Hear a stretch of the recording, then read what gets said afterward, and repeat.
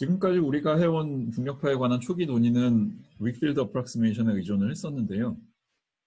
실제로 윅필드 어프락시메이션이 유효한 범위 안에서 중력파가 존재하고 그 범위에서 중력파를 이론적으로 분석하는데 윅필드 어프락시메이션이 뭐 문제가 있거나 한 건 아니지만 그래도 항상 이론 물리하는 사람들은 방정식이 비선형이더라도 좀 정확한 솔루션을 구하고 싶은 욕망이 있단 말이죠. 구면 대칭성이 있는 중력계에서 슈바르츠실트 솔루션 구한 것도 그런 욕망의 발로에서 나온 거라고 볼 수 있을 텐데, 그래서 중력파를 연구하던 사람 중에 아인슈타인 방정식의 정확한 솔루션을 혹시 찾을 수 있을까 시도한 사람 중에 일부 성공한 사례가 있었어요. 그 사례 하나를 소개하려고 하는데 그거를 PP 웨이브 스페이스 타임이라고 부르고요. PP는 여기다 써놓은 긴 표현의 약자인데요.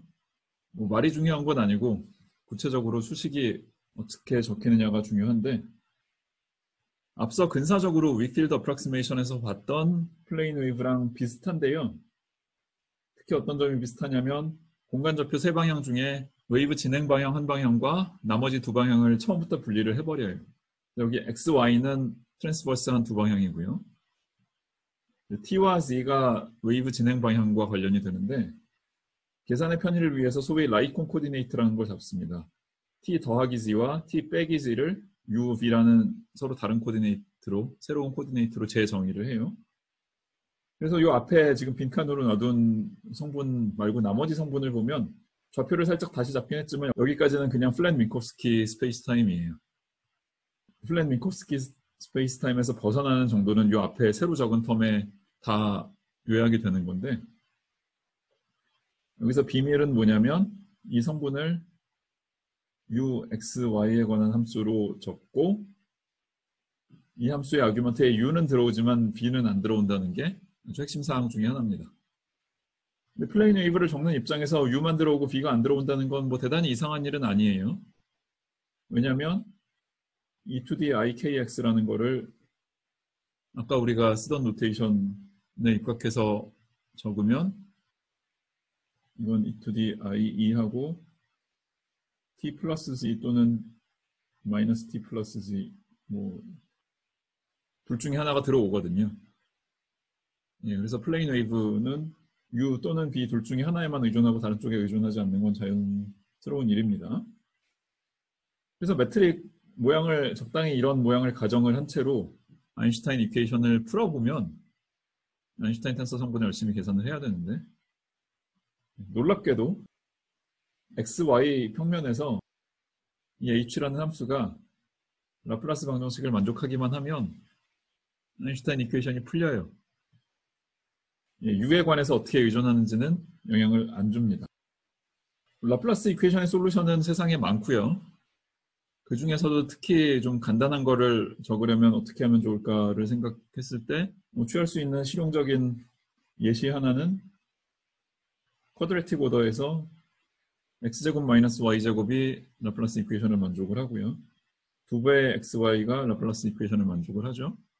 그리고 u 디펜던스는 어찌되든 상관없다 그랬으니까 그 앞에 u에 관한 언노운 펑션들을 적당히 곱해줄 수 있을 거고요. 예, 여기 색깔을 집어넣어서 45도 선과 0도 90도 선을 그어놨는데 이 선들은 x제곱 마이너스 y제곱이 0이 되는 선 또는 xy가 0이 되는 선들을 그어놓은 겁니다.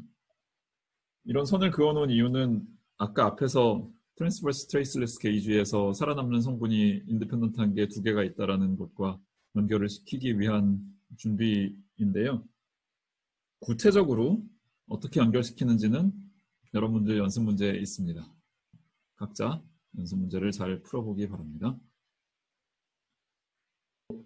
플레인 웨이브 익젝트 솔루션에 대해서 코멘트를 하나만 더 하자면 이 H라는 함수의 절대값이 작으면 플랫 민코프스키 스페이스 타임에서 살짝만 벗어났다. 즉 윅필드 어프락시메이션과 매칭시키기 좋은 환경인 것 같다라고 생각을 할 수가 있는데, 라플라스 이퀘이션의 솔루션이라는 거는 혹시 여러분들 수리물리 같은 데서 기억하는지 모르겠지만 이 솔루션 함수의 절대값이 바운드 될 수가 없거든요. 그래서 예컨대 이 밑에 든 정확한 예시처럼 뭐 x제곱 마이너스 y제곱인 xy 같은 거를 취했다고 했을 때 x, y 값을 무한정 키워나가면 얘 절대값은 결국은 굉장히 커져요. 이 앞에 붙은 계수들이 작다고 해도. 그래서 모든 점에서 윅필드 어프록시메이션을 적용하는 건 무리가 있습니다. x, y 값이 커질 때 오히려 h 값이 작아지도록 라플라스 이퀘이션의 솔루션을 구축하는 것도 가능하긴 한데요. 그때는 원점 근처에서 문제가 생깁니다. 발산하는 경향성이 생겨요. 그런 솔루션은 뭔가 원점 근처에 소스 비슷한 에너지 모멘텀 텐서가 0이 아닌 무언가가 존재하는 거라고 해석을 아마 해야겠죠. 시간이 조금 남았는데 심각한 얘기 아니고 그냥 재밌는 얘기 조금 하고 마무리 짓도록 하겠습니다. 아인슈타인 선생이 굉장히 뛰어난 업적을 많이 남긴 훌륭한 물리학자라는 건 뭐 반론의 여지가 없지만 아인슈타인 선생도 사람이라 종종 실수를 하곤 했는데요. 전기나 자서전 같은데 종종 언급되는 아인슈타인 선생의 인생 일생 일대 최고의 실수는 소위 우주상수라는 거고요. 그는 아인슈타인 방정식에 좌변 또는 우변의 메트릭 텐서에 비례하는 그리고 상수 계수를 가진 항을 도입하는 가능성을 얘기를 하는 건데 이건 우리가 나중에 우주론 공부할 때 조금 얘기를 할 기회가 있겠지만 아인슈타인 선생이 애초에 이런 항을 고려를 하게 된 모티베이션은 나중에 사람들이 연구를 해보니까 잘못된 내지는 부질없는 모티베이션이었고 그 모티베이션은 포기하는 게 맞아요. 반면에 우주상수라는 항 자체를 도입하는 가능성에 뭐 논리적으로 문제가 있느냐 아니면 실험적으로 검증해서 문제가 있느냐라는 측면에서 봤을 때는 오히려 처음부터 배제할 이유가 아무것도 없고요. 심지어는 1990년대 후반 이후에 관측된 결과랑 매칭을 하다 보면 코스몰로지컬 컨스턴트가 있는 게 맞아요. 그래서 다소 역설적으로 아인슈타인 선생이 이 상수를 도입한 게 실수였다라고 말한 게 또 하나의 작은 실수가 된 거 아닌가 싶은 생각도 듭니다. 근데 오늘 제가 전해드리고자 하는 얘기는 이 우주상수 말고 아마 두 번째로 큰 실수쯤 되지 않을까 싶은 얘기인데요. 아인슈타인 선생이 1915년에 아인슈타인 방정식을 만족하자마자 그 이후로 한 1년 정도 범위 안에 지금 우리가 한 윅필드 어프록시메이션 같은 거를 좀 해서 중력파가 있겠거니라는 결론에 도달을 했고 아인슈타인 선생 본인이나 다른 사람들이나 아무도 거기에 대해서 별로 의심을 안 했다고 해요. 뭐 추가 연구도 많이 안 한 것 같지만 근데 이제 아인슈타인 선생이 유럽에서 미국으로 옮겨간 지 얼마 안 된 시점에서 미국에서 같이 일하게 된 첫 번째 젊은 연구원인 로젠이라는 분이랑 같이 중력파 연구를 좀 다시 시작을 했고 그 목표 중에 하나가 이그젝트 솔루션을 찾는 거였다고 했는데 연구를 하다가 내린 중간 결론이 중력파가 존재하지 않는 것 같다라는 거였대요. 그래서 중력파가 과연 존재하는가라는 제목을 단 논문을 작성을 해서 원고를 피지컬 리뷰라는 미국 물리학회의 학술지에 보냈는데 지금은 피지컬 리뷰가 뭐 A, B, C, D, E, X 등등 잘게 나눠져 있지만 그때만 해도 피지컬 리뷰는 단 하나의 저널이었는데 원고를 투고를 하고 나서 잠깐 기다렸더니 그 편집국에서 레퍼리가 뭔가 만만치 않은 비판을 담은 리뷰를 했으니 좀 검토해 보시죠 라고 연락을 취해왔대요. 아인슈타인 선생의 반응은 누가 그런 리뷰 해달라 그랬냐. 굉장히 언짢아하면서 피지컬 리뷰에다 안 내겠다 라고 게재 신청 취소를 해버리고 다른 데다가 냈대요. 근데 자세히 들여다보니 아인슈타인 선생 본인도 그렇고 로젠의 뒤를 이어서 아인슈타인 선생과 같이 일을 하게 된 젊은 연구원이었던 인펠트라는 분이 봐도 그렇고 이 초기 원고에서 내린 결론은 섣불리 잘못 내린 결론이었고 옳은 결론은 중력파는 잘 존재한다였습니다. 그래서 아인슈타인 선생이 피지컬 리뷰가 기분 나빠서 다른 저널을 택해서 출판을 했을 때 거기에도 이미 결론이 어느 정도 수정이 돼 있었다 그러고요.